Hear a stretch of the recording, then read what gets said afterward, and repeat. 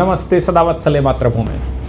आज honourable supreme court में सज्जुल इमाम और उमर खालिद की जो बेंच थी, जो उनका मामला सुन रही थी, बेल प्ली सुन रही थी, उसके सामने केंद्र सरकार ने कहा कि भाई ये मामला बड़ी बेंच भेजना चाहिए, इनकी बेल का मामला बड़ी बेंच भेजना चाहिए, क्योंकि कल एक बेंच ने आतंकवादियों के मामले में एक आदेश कर दिया है। अब दो अलग अलग बेंचों के दो अलग अलग आदेश हैं और ये आदेश आपस में कन्फ्लिक्टिंग हैं। वैसे जहाँ तक मैं समझता हूँ कि इन सभी मामलों में जब हम बात करते हैं तो इन सभी मामलों में एक चीज़ तो बड़ी कॉमन है, और वो कॉमन ये है कि भाई बेल का मामला आता है, और बेल का मामला जहाँ पर आता है बेल खेल की तरह इस्तेमाल होता है।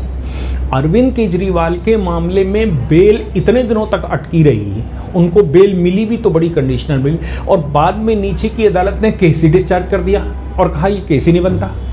आप सोचो कि बेल अरविंद केजरीवाल के शब्दों में तो खेल है, क्योंकि वो खेल था। अच्छा, लेकिन अरविंद केजरीवाल ने दूसरी तरफ इन्हीं तरह के मामलों में कोर्ट के ऊपर आक्षेप लगा दी कि साहब बेल मैटर हमारे आपके पास आए थे तब आपने ये कह दिया था और गलत हो गया था। तो ये बात आती है कि बेल के मामले में क्या नियम बदल जाते हैं।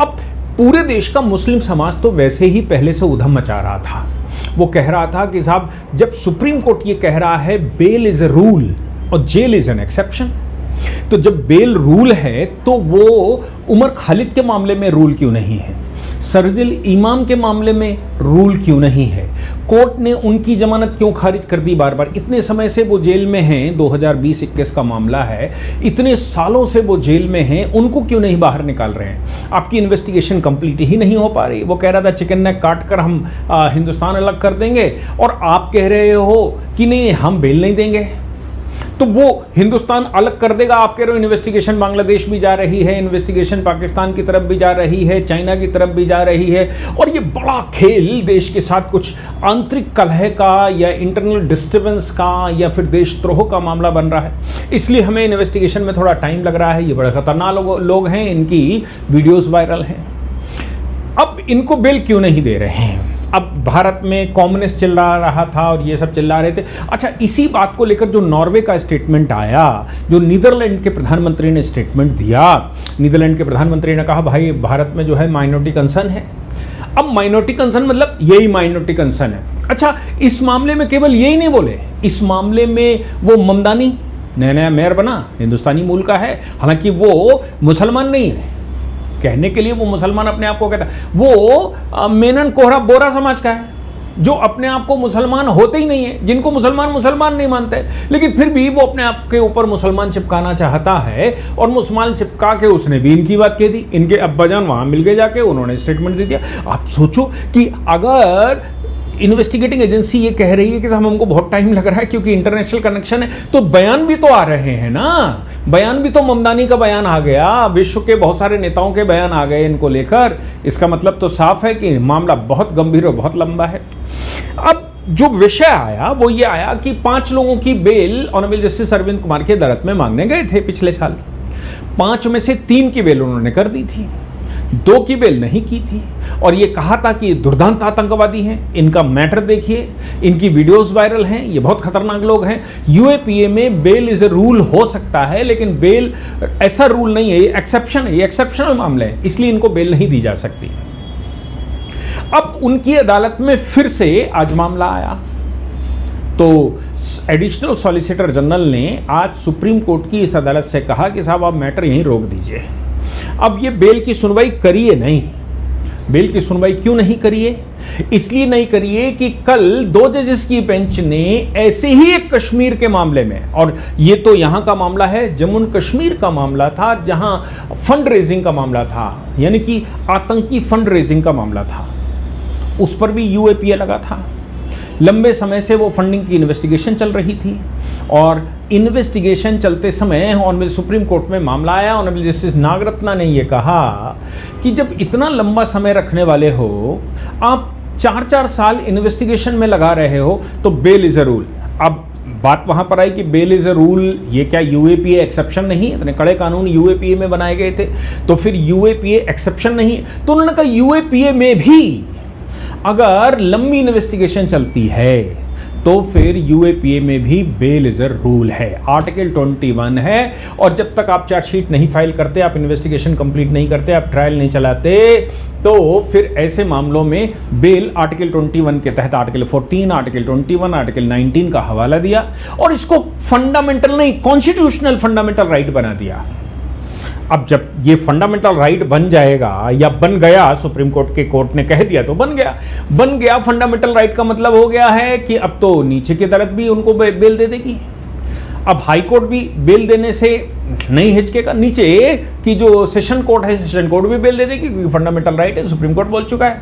यानी कि अब यूएपीए में जितनी मेहनत करके इन्वेस्टिगेशन किया जाता है ना ये और बाकी के द्वारा, वो इन्वेस्टिगेशन अब साइड हो गया। अब ये दो अलग अलग बातें हैं, इसका पूरा इतिहास जानने की कोशिश करेंगे। देखो, बेल का मामला तो आप समझ लीजिए, बेल बीएनएसएस में सामान्य मामले हैं, बीएनएसएस में हम बेल देते हैं, उसमें प्रावधान है, सीआरपीसी में प्रावधान है। इसके अलावा बीएनएसएस में अग्रिम जमानत यानी कि एंटीसिपेटरी बेल के भी प्रावधान है। इस बार तो हमने ट्रांजिट बेल के भी प्रावधान उसमें रखे हैं। स्पेशल रिजिम में हमने ट्विन कंडीशन लगाने की बात कही है और ये कहा है कि कोई स्पेशल मामला आता है तो ट्विन कंडीशन ये है कि पब्लिक प्रोसिक्यूटर को बुला लीजिए, पब्लिक प्रोसिक्यूटर को भी सुनिए। ऐसा ना हो कि कोई बेल मांगने आया है आप सीधी उसको बेल ग्रांट कर दें, आप उनको बुला लीजिए और उनसे बात मान लीजिए और फिर जो बेल मांग रहा है उससे अपनी गुनाह का सबूत मांगिए कि आपका किस आधार पर आप इस केस में नहीं होने चाहिए। अगर इन दो चीज़ों को सेटिस्फाई कर देता है एक्सेप्शनल मामलों में तो किया जा सकता है। इसके साथ एनडीपीएस के मामले सेक्शन 37 का भी बनता है, जिसमें 1985 में हमने इसको बनाया और ये कहा कि भाई जब एनडीपीएस का मामला है, ड्रग्स का मामला है, तो बेल नहीं मिलनी चाहिए। अगर प्रीमा फेसाई फेस पे लगता है तो बेल ग्रांट कर सकते हैं, नहीं लगता है तो नहीं कर सकते हैं। पीएमएलए के मामले हमारे पास विशेष हैं, सेक्शन 45 बहुत ज़्यादा चर्चा में है, केजरीवाल भी इसी सेक्शन के तहत थे और पीएमएलए में बहुत सारे प्रावधानों में यही चल रहा है। पीएमएलए में यानी कि प्रिवेंशन ऑफ मनी लॉन्ड्रिंग में ये करप्शन के जो मामले आते हैं, इन मामलों में भी बेल आसान नहीं है और हमने केजरीवाल वाली बेल का मामला देखा ही। लेकिन यूएपीए में सेक्शन 43D5 ये एब्सोल्यूट डेड बोल्ट है। हुआ क्या था, जब यूएपीए बना था तो 1967 में बना था, उसके साथ उसी के बाद पोटा बना था, टाडा बना था।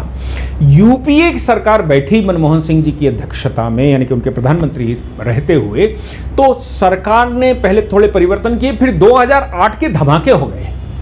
2008 के धमाकों के बाद सरकार ने, और उससे पहले सरकार तो चूंकि माइनॉरिटी को या फिर वो मुस्लिम मतलब तुष्टिकरण पर पूर्ण रूप से आमादा रहते हैं, तो उनका कहना ये था कि ये जो पोटा है, और ये पोटा बनाकर रखा था वाजपेयी सरकार ने, पोटा या टाडा ये बहुत खतरनाक कानून है, ये मुसलमानों को टारगेट करते हैं, इसलिए इनको हम खत्म करते हैं। लेकिन आप उनको खत्म कर देंगे तो प्रावधान तो देना पड़ेगा। तब सेक्शन 43D5 जोड़ा गया यूएपीए में और ये कहा यूएपीए को ही सशक्त बना देना चाहिए, पोटा खत्म कर देना चाहिए। हालांकि मेरा मानना आज भी है कि पोटा का होना बड़ा आवश्यक था, पोटा का लोगों को भय था, टाडा का लोगों को भय था, लेकिन भाई खत्म कर दिया, सरकार है, सरकार ने खत्म कर दिया। और इसके तहत अब सरकार ने इसमें जो नए नियम बनाए, उन नियमों में सरकार ने कहा कि भाई देखो अब इसको बेल नहीं देंगे हम। यूएपीए का मामला बनता है तो जो वो है वो उसको रोक देते हैं। हालांकि सुप्रीम कोर्ट के दो बड़े जजमेंट इस पर आगे पीछे, एक एनआईए वर्सेस जहूर बटाली, एनआईए वर्सेस जहूर बटाली एक जजमेंट आ गया। इस जजमेंट में सुप्रीम कोर्ट ने कहा कि भाई देखो मैंडेटरी चेंजों की आवश्यकता है, अगर फेस पर गड़बड़ लगती है तो बेल दे देनी चाहिए, फेस पे गड़बड़ नहीं लगती, अगर गहराई में जाना पड़े तो बेल नहीं देनी चाहिए यूएपीए में। लेकिन यूनियन ऑफ इंडिया वर्सेस के नजीब का एक केस आया 2021 में और इस केस में आर्टिकल 21 यूएपीए में जोड़ दिया गया। Article 21, article 43D5 read with article 21 right to liberty, right to personal liberty, और ये कहा कि आर्टिकल 21 स्टैट्यूटरी प्रावधानों के ऊपर प्रिवेल करता है। सुप्रीम कोर्ट ने कहा अगर लंबे समय तक आप किसी को जेल में रखते हैं और आप उसका अगर इन्वेस्टिगेशन कंप्लीट नहीं कर पाते हैं या ट्रायल सही से नहीं चला पाते हैं तो फिर बेल उसका फंडामेंटल राइट आर्टिकल 21 में बन जाएगा। ये बात 2021 में सुप्रीम कोर्ट ने कही थी। इसी बात को ऑनरेबल जस्टिस नागरत्ना ने आज और बढ़ाकर कर दिया और 1490-21 जोड़ दिया और उन्होंने कहा कि भाई यूएपीए में ऐसा है। जबकि इसी तरह के ये जो उमर खालिद का मामला था और ये जो दूसरा सरजील इस्लाम का मामला था, इन मामलों में ऑनरेबल सुप्रीम कोर्ट ने खुद ये जो आज जिस बेंच के सामने सॉलिसिटर जनरल ने आज कहा है, इसी बेंच ने उसमें ये कहा था कि भाई यूएपीए एक्सेप्शन में आता है, ये रेगुलर में नहीं आता। अब रिजेक्ट तो कर दी थी, आज वो फिर बेल मांगने गए। अब बेल किस आधार पर मांगेंगे? वो बेल मांगेंगे वो ऑनरेबल जस्टिस नागरत्ना और नजीब वाले मामले को ध्यान में रखते हुए। नजीब के मामले को ध्यान में अगर रखेंगे तो फिर भाई ये तो बेल का ग्राउंड बनता है, यानी कि इन दोनों को बेल मिल जानी चाहिए। अब सुप्रीम कोर्ट में सॉलिसिटर जनरल ने कहा कि साहब दो बेंच हैं, एक आपकी बेंच है और एक ऑनरेबल जस्टिस नागरत्ना की बेंच है। आप कहते हैं यूएपीए के मामले एक्सेप्शन में रहने चाहिए और ऑनरेबल जस्टिस नागरत्ना ये कह रही हैं कि ये फंडामेंटल राइट के दायरे में आना चाहिए, चाहे यूएपीए हो चाहे कुछ भी हो। यूएपीए में तो स्टैट्यूट है, ये आर्टिकल 21 को क्रॉस नहीं कर सकता, ये कॉन्स्टिट्यूशन के मैंडेट को क्रॉस नहीं कर सकता। इसलिए आपकी इन्वेस्टिगेशन अगर लंबी चलने वाली है, आपका ट्रायल लंबा चलने वाला है, आपके पास बहुत बड़ी फाइल बन गई है, आप अंतर्राष्ट्रीय रैकेट ब्रेक कर रहे हैं तो वहां से गवाह आपके नहीं पहुंच पा रहे, या फिर वहां तक आपको इंटेलिजेंस लगानी पड़ रही है, एजेंट्स लगाने पड़ रहे हैं, आपको टाइम 2-3-4 साल का लग रहा है, तो उसके लिए मैं क्या करूं?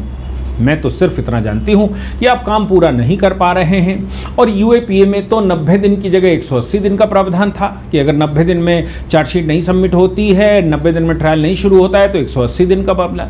केवल 180 दिन आप तो 4 साल से रखे हुए हैं। और पूरे देश का मुसलमान भी तो यही कह रहा था, पूरे देश का कम्युनिस्ट भी तो यही कह रहा था, पूरे देश में जो शक्तियां हैं वो यही कह रही थी कि नहीं साहब ऐसा कैसे हो सकता है।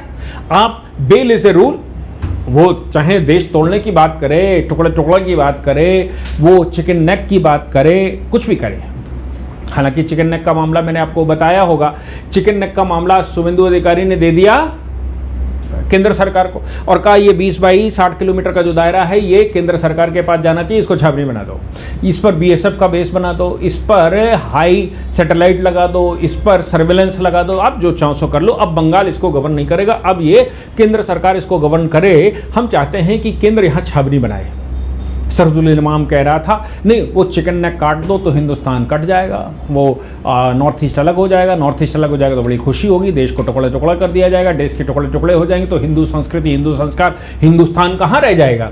पाकिस्तान बांग्लादेश की तरह कई एक देश इसमें बन जाएंगे जिसमें हम स्वतंत्रता से रहेंगे और फिर धीरे धीरे हम सारे देश मिलकर भारत जो छोटा सा बचेगा हिंदुओं का उस पर हमला कर लेंगे, दारुल इस्लाम बना लेंगे।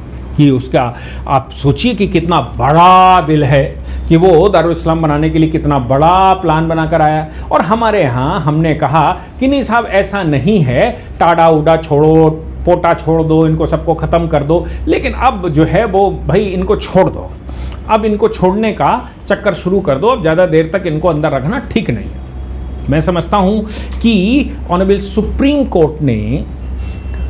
कोर्ट अब डिसाइड करेगा। सुप्रीम कोर्ट ने समय लिया है और ये कहा है कि अब हम इसमें डिसाइड करेंगे क्या इसको लार्जर बेंच को ट्रांसफ़र करना चाहिए, क्या यूएपीए भी बेल इज़ अ रूल के दायरे में आएगा, क्या यूएपीए के मामले जो बहुत खतरनाक होते हैं, यूएपीए के मामले जिनमें देश तोड़ने की बात होती है, जिसको एनआईए गवर्न करता है, जिसको देश की बड़ी एजेंसियां देखती हैं, जो जिन पर कानून लगाते समय ही ये सोचा जाता है कि ये बहुत बड़े रैकेट हैं और ये अनलॉफुल डिस्टर्बेंस करते हैं देश को, यानी कि देश को तोड़फोड़ की शक्ति रखते हैं और इनके बड़े खतरनाक दायरे हैं, क्या इन मामलों में भी बेल इज अ रूल लगेगा या बेल इज एन एक्सेप्शन लगेगा? इस पर लार्जर बेंच की हमें लगता है कि आवश्यकता है कि लार्जर बेंच उस पर कुछ डिसाइड करे।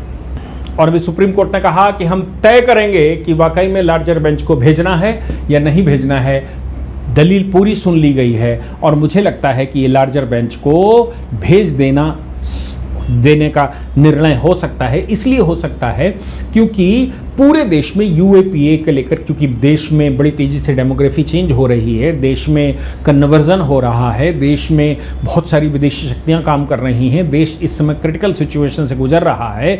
इसलिए आज की तारीख में अगर यूपीए सरकार 43D5 बना सकती है तो आज सुप्रीम कोर्ट उसको ठप्पा क्यों नहीं लगा सकता कि जैसे उस समय सोनिया गांधी जी की अध्यक्षता में बनी और प्रधानमंत्री रहे मनमोहन सिंह जी अगर इतने कड़े कानून बना सकते हैं जो कि तुष्टीकरण की नीति पर ही जीने वाले लोग हैं, तो फिर आज और भयावह पोजीशन हो गई है। 2008 से 2028 आने जा रहा है, 20 साल बाद भारत की पोजीशन और ख़राब हो गई है।